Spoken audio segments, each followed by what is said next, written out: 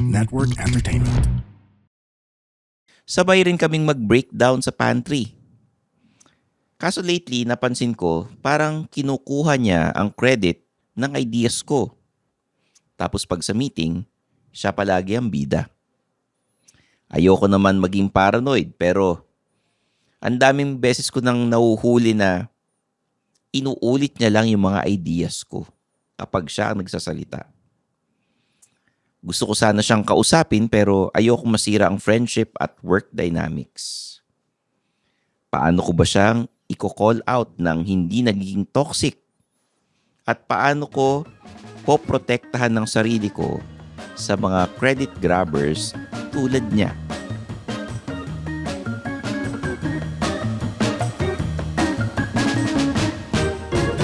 Mga Immortal, welcome to the Underpaid Podcast. I'm your host, Stanley Chi. Ito ang podcast na pro-employee para sa mga Immortal, wherein we talk about work-related topics in a light manner na parang nagkukwentuhan lang tayo sa pantry.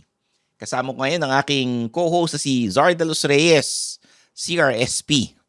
Hey, Zar. Hello, Stanley. Nasa na yung Happy New Year? May Happy New Year pa ba tayo? By the time na lumabas tong episode na to, I'm not sure kung January pa. Kasi we have a journaling workshop sa January 24. Mm-hmm. And ang speakers natin, bigatin, si Mirza Sison, Executive Editor ng Summit Media. We have Nels Yumol from We Will Doodle. Marky Mendoza, who talks about manifesting your career sa 2026. He's a tarot card reader, Reiki healer, di ba? So, ayun. Masaya yung workshop na to kasi bukod sa may mga speakers tayo, may live recording tayo ng January 24, 10 a.m. to 12 noon. May live recording. Siyempre, may podcast recording tayo. They can watch. And hopefully, meron tayong food na papakain sa mga guests natin. We're accommodating up to 50 people. Yes. So when we promote it on our social media pages, nandoon yung Google Docs, you have to sign up para makapasok. Yes. We have a raffle. I will be giving away items from Urban Travelers. We have sa Banana Chips, Omni. Magpaparaffle tayo ng Omni products. Yung mga ilaw, rechargeable lamps. We have Sir Chinkitan. Chinkitan's Piso Planner. We'll be giving away planners for everyone, 50 attendees. And then we also have from Code the Collectible Store, we have Funko Pops na paparaffle and yung mga bobbleheads na Star Wars. Ayun. So perfect. marami. Si Johnson Very Chua exciting, ng Phoenix Dragon, mamimigay ng mga charms pang Chinese New Year. Kaya I suggest mag-attend kayo kasi it's a meet and greet with purpose. Matututo kayo, maki-interact nyo, hindi lang mga speakers kundi pati kami. Fellow journaling workshop na attendees, exchange of ideas, mag-share paano ba nag-journal, paano ba mag-journal ng tama, how do you plan your goals for 2026, yung career ninyo, di ba? And masaya yan. Pero, ayun, very exciting. Pag-uusapan natin ngayon is the work friend or work bestie turned competitor. Yun, nagkaroon ka ba ng ganyang experience? Kasi usually, yung mga work friends, work buddies, pag fresh grad sabay nag-apply, magkakaibigan kayo. Pero later on, habang tumatagal, hindi nyo na-realize magkakakumpetensya pala kayong lahat. Kasi lalo na when you're in the same position, di ba? In the same field. Kunyari, magkaklase kayo. Yeah. This is what I tell my college students.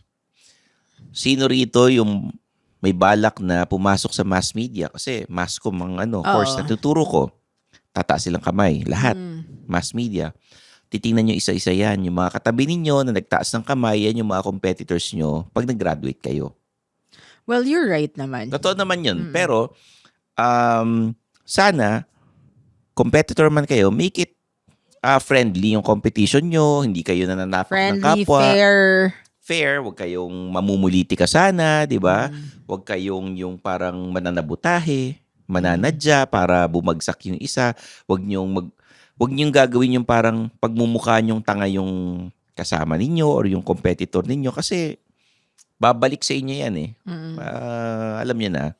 Alam mo yung mga incidents before na merong mga estudyante pa lang sila, nilalason nila isa't isa. Ay, hindi na maganda yun. Hindi na maganda yun. Diba? Maganda talaga. And extreme na yon, extreme. I've experienced na yung friend mo sa opisina na insecure sa'yo. Experience ko na ilang beses na whether it be you're gunning for the same position or nagkakitaan ng sweldo or yung parang nagpapabumibida dun sa boss, papapansin, ganyan. So, parang minsan yung ibang tao nabubulag dun sa pangarap nila na makaangat. Oo. They don't know na at the end of the day, yung career won't mean as much. Lalo na pag nasa opisina kayo. The manager sa opisina, pag uwi nyo sa bahay, hindi ka na manager. Pero iba parang with great, yung parang job title comes a higher salary. Diba? Pero minsan hindi nangyayari yun eh. Diba? Alam mo, Zar, maraming nagbibigay ng messages, nagsisend ng messages sa social media accounts natin. Hindi lang sa underpaid. Pero, bago namin babasahin yung kaya dalang sulat, please subscribe to the Underpaid Podcast sa lahat ng social media channels, Facebook, Instagram, TikTok, Suplado Motors, ganun din. On all social media channels. Stanley Chi, personal ko, hanapin nyo na lang. At syempre, Zardeles Reyes. Yes, Zardeles Reyes 1 sa LinkedIn. Ayun. Etong title ng ating babasahing sulat, Work Bestie Turned Competitor.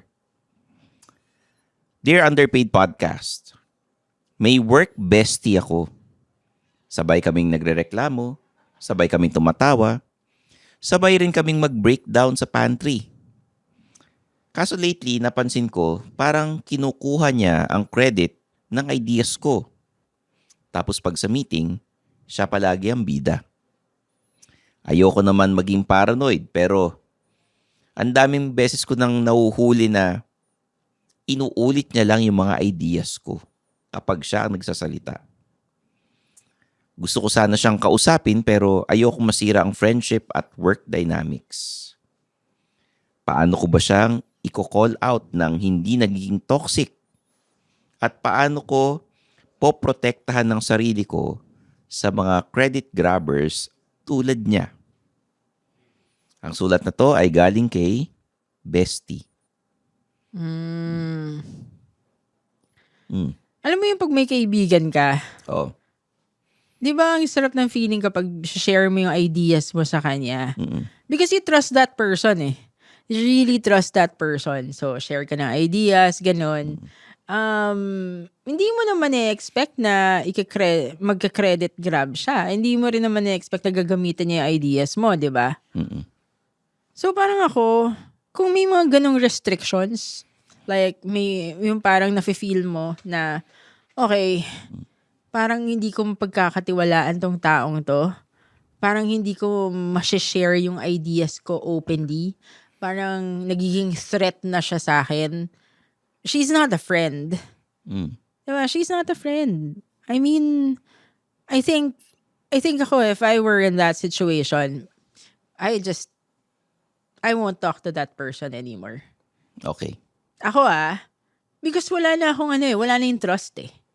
Wala na yung trust eh. So ibig sabihin, anong mangyayari kapag kinausap ko siya?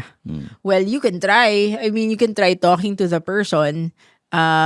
But then, would it be the same after that? You wouldn't have the same relationship after that. Okay. Tama yung sinabi mo. Ako, I've experienced, ninanakawan ako ng ideas. Na-experience ko rin na imi-meeting ako or catch up kunwari ng isang kakilala. Magkukwento siya ng idea niya, hindi maganda yung ideas nila eh. Sorry, pero magsasuggest ako na mas magandang idea, yung pala bine-brain pick ako Ah. O kaya, mag-iingat kayo sa mga taong kinikwentuhan nyo ng ideas nyo, tapos later on gagayahin. Alam ko na rin yung style ng mga ibang empleyado na, or ng mga ibang manager. Pag may sinuggest ka na idea, i-reject nila. Mag-aantay ng mga 6 months, or pagtagal-tagal, isasuggest nila yung idea na sinabi mong sa kanila, yung exact same idea na yon. Tapos ma-approve kasi sila yung boss. The reason why hindi nila ina-approve yan, kasi hindi sila yung nag-isip. Hindi sila yung nag-suggest. Pag in-approve yan, sabihin, uy, si ganito yung nag-suggest niya, siya yung magaling eh. Diba? Yun lang. Pero pagka same level kayo, nakakainis yun. Kasi nga, hindi siya ganun ka-creative. Hindi mo siya mapagkakatiwalaan. So, ganito gagawin nyo. If you're suggesting ideas, you protect your work.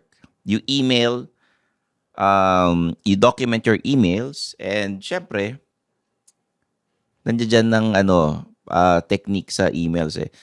Like what I've suggested last week. Yung mga ganon. Oo. Ito yung idea ko, ganyan. Ito nga sinabi ko sa inyo ng isang beses pa, di ba? Ayun. Ngayon, kung gusto mong kausapin yung kaopisina mo, address calmly. Huwag ka magalit. One-on-one. Na, uy, ano ba ako nag-isip niyan? Or pwedeng i-call out mo dun mismo pag sinasuggest niya, uy, di ba yan yung sinabi ko? Di ba? Importante yung may email thread. Yung friendship should not cost you your career. Work besties kayo, work friend. Oo. Pero sana, hindi siya yung magiging dahilan kung bakit mawawala ka ng trabaho. Or wala kang growth. Oo. Or hindi ka ma-increasean. Oo, ito yung thing eh. Hindi naman siya yung nagbabayad ng bills ko eh. Correct. Diba? Ako nagbabayad ng bills ko. You have to be professional even if you're disappointed with your office mate or work bestie. Kasi feeling ko, hindi yan work bestie. Competitor yan. Nagpapaanuhan kayo eh. Nagpapagalingan kayo pag nandiyan dyan si boss eh. So, ang papayo ko rin sa inyo, sa office, hindi lahat ng kakwentuhan mo, kakampi mo. Or hindi lahat ng kachismisan mo, hindi porket magka-vibes kayo, nagtatawanan kayo, kakampi mo at kaibigan mo. Yung iba doon, they secretly want you to fail para umangat sila. Oo. Yung iba na insecure, bakit ikaw? Marami ka na sasuggest na ideas tapos sila left behind, wala silang masuggest. Or pangit yung ideas nila, nare-reject palagi. O hindi naman masama maging mabait. 'Di ba? Ang masama ay yung ninanakawan ka ng ideas. Kine-credit grab na yung ideas mo. O, credit yung ideas or currency, lalo na if you're working in the creative field. Pero, wag mo itong ipapamigay ng libre. Tama. O wag mo ito ipapanakaw. Parang joke writing yan. 'Di ba? When you write a joke, you performed it on stage, nakita nyo magkapareho kayo ng joke, ikaw na una, you talk to the person professionally. Huwag ka magalit. Uy, nauna na ako dyan sa ganitong Ito yung date, pinost ko pa nga. Or alam na ng mga comedians na ito yung joke ko. Yeah. So yun, sana nakatulong kay Bestie, itong mga payo natin. At bibigyan ko kayo ng top 5 kung bakit ninanakawan ka ng ideas. 5? Number 5. Ang ganda kasi nung idea mo. Iniisip nila, sana ako nag-isip niyan. Oo, tama naman. Yun yung sana ako nag-isip niyan. Number 4. Ikaw na lang lagi yung bida sa mata ng boss mo eh. Ninanakawan ka ng idea kasi gusto ng mga kaopisina mo, sila naman yung bida. Pero they're doing it in a bad way. Number 3, hindi talaga creative yung kaopisina mo. Ikaw talaga yung creative. Kaya kung kinakausap nun, baka kasi dahil marami kang ideas, para may masuggest naman siya. Number 2,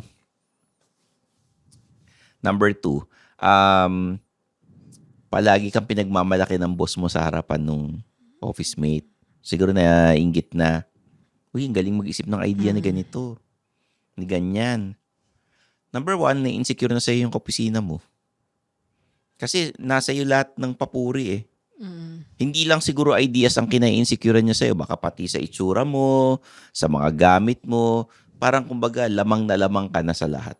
Tama. Kaya ninanakawan ka na ng ideas, nag-credit grab na sila. Or, ang isa dyan, hindi ka kasi nagre-reklamo. O, 6 na yun, ha? 2 number 1. Diba? So, yun ang top 5 reasons kung bakit ka kine-credit grab sa opisina. Ayun. At saka alam mo, ang true friendship talaga sa office is pag may mga ganyan, may mga ideas ka, ang malalaman mo kung true friends sila if they lift you up. As in, hindi ka nila inaagawan, they just lift you up. Kasi alam mo, may work bestie ako ng at least mga more than 7 years, si Amir. Oh. Si Amir, taga-Egypt. Oh, si Amir. Ano naman yung boses ng Egyptian? Amir from Egypt. Hindi yan ang boses ng Egyptian. Ano? Amir from Egypt. Pero si Amir, sa Egypt, galing sa, well, he lives in Egypt. I'm your work bestie. I live in Egypt. I'm Amir. Hindi yung boses niya. Hindi yung boses niya. Pero si Amir, ano rin siya, developer rin siya, aside from being a recruiter. And then he developed this extension, Chrome extension. Ang tawag sa kanya, Recruiter Accelerator. So, yung basta very powerful tool to enhance your Upwork recruiting. Anyway, si Amir, kapag meron siyang bagong feature, talagang very proud. Oh, look at my feature. Parang pangit.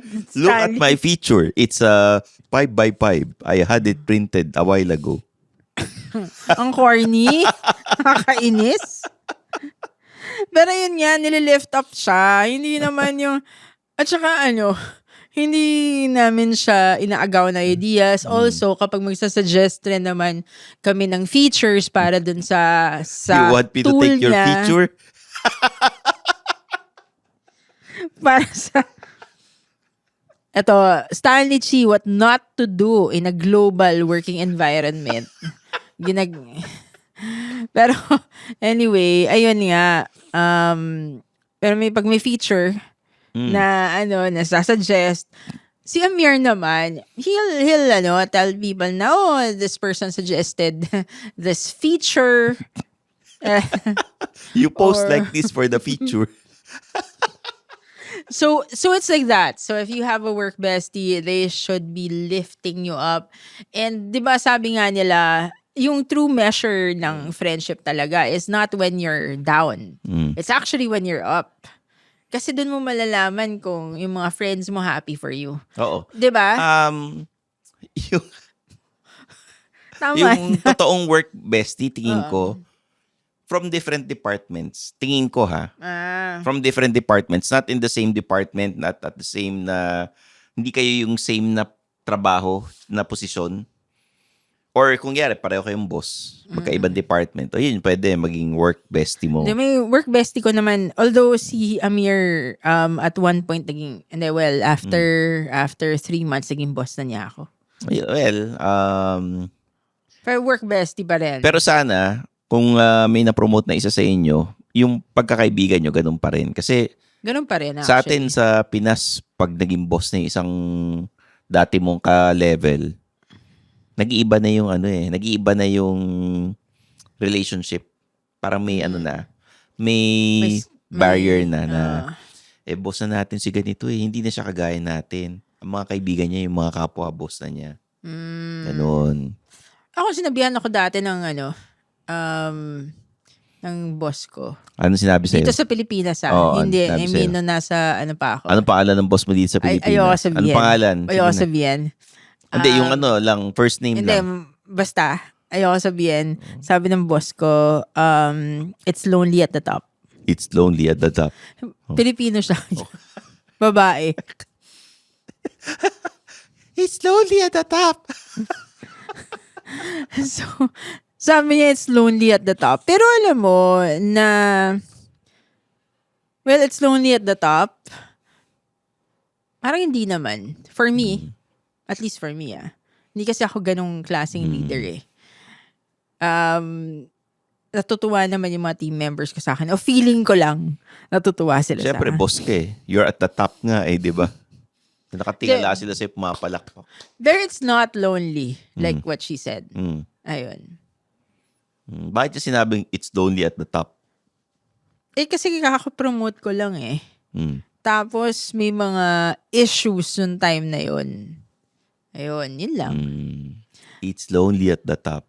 Pero hindi naman issues sa ibang tao. I mean, actually, between yung promotions ko sa mga global companies and yung promotions ko dito sa Pilipinas sa mga domestic companies, mga local companies, parang may intriga dun sa Hindi. sa mga Iba ng local intriga companies. pagka boss ka. Iba yung intriga pag empleyado ka.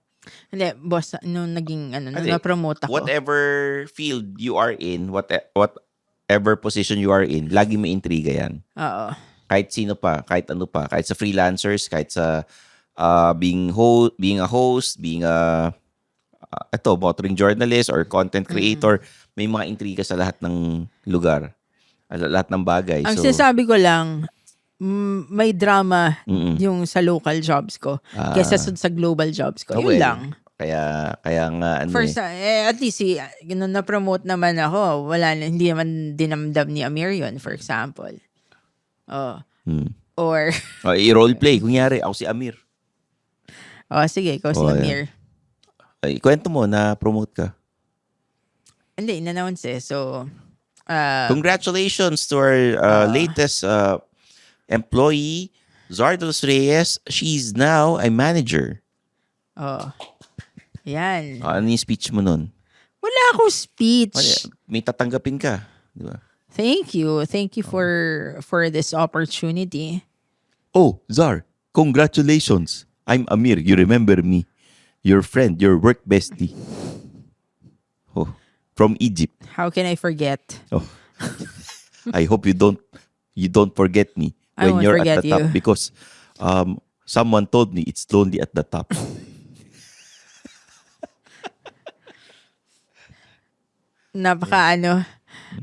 One time, I don't know if I should tell this story.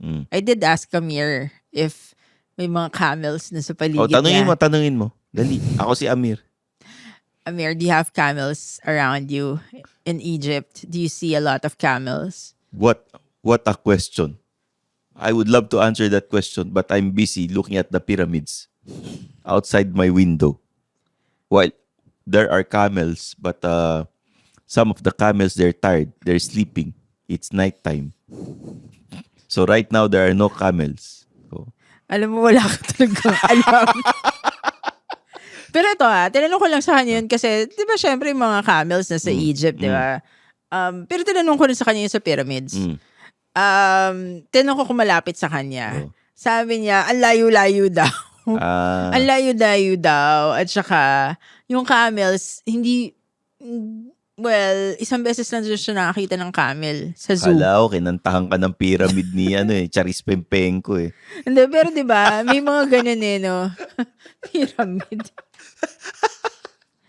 Pero ito, seryoso isang beses, may na-interview ako. Pinakita niya talaga yung bintana niya. May pyramids talaga. Look at my window. Hindi, meron talaga. Those Hindi are ko the alam pyramid. kung bakit. Hindi ko alam bakit, pero meron talaga. So, ito yung first interview ko with an Egyptian and akala ko lahat na lang nakikita yung pyramid sa labas ng bahay nila. So, ngayon... Look at my house. I have a mommy inside. Mommy, look at my boss. Pero anyway, yung behavior ni Stanley, hindi yan pwede sa global recruiter kasi palagi ka naman talaga may makikilala na taga ibang country yung sa akin parang stereotype na kung di mo talaga kasi alam. Kasi wala ka masyadong alam sa mga ganyan. Hindi pa ako nakakapunta ng Egypt malay ko ba? Hindi pa rin naman ako nakakapunta ng Egypt pero marami akong ini-interview. At least nanood ako ng The Mummy. Alam mo, marami Si akong Brendan interview Fraser, na ganun, taga-Egypt. Okay makakuha ng developers sa Egypt. Okay. Mga developers, mga engineers, Developer mga tech. ng pyramid, mga ganun. Hindi. Hindi, pero guys, ito sana nag-enjoy kayo sa episode na to. Ito nakakatuwaan lang kami, mga jokes lang namin to para mapasaya namin kayo. Pero Hindi, si Stanley lang yun. Mas Jokes. magiging masaya kayo sa journaling workshop this January 24. Magkita-kits po tayo. We've promoted it sa social media. Ito sa podcast, ilang episodes na namin paulit-ulit. Sana we plan to do this yearly. At kung may mga gusto pa kayong gawin na goal setting 2026 or parang gusto nyo ng financial literacy na 2026, we can invite speakers para yung mga underpaid podcast listeners may natutunan hindi lang sa career, kundi pati sa financial, sa planning, and maybe how to be promoted. Pwede nating pag-usapan yan. Yung mga how to get a higher salary. So in the future, sana maging okay. So we're hoping that this event would be successful. Mapuno natin yung 50 slots para, di ba, makita rin ng mga speakers natin. Yes. And makilala namin kayo lahat. Kaya nga hanggang 50 lang. Hindi namin, hindi pwedeng above 50. Okay? So, kita-kits next episode for Zardos Reyes. I'm your host, Stanley Chi. This is the Underpaid Podcast.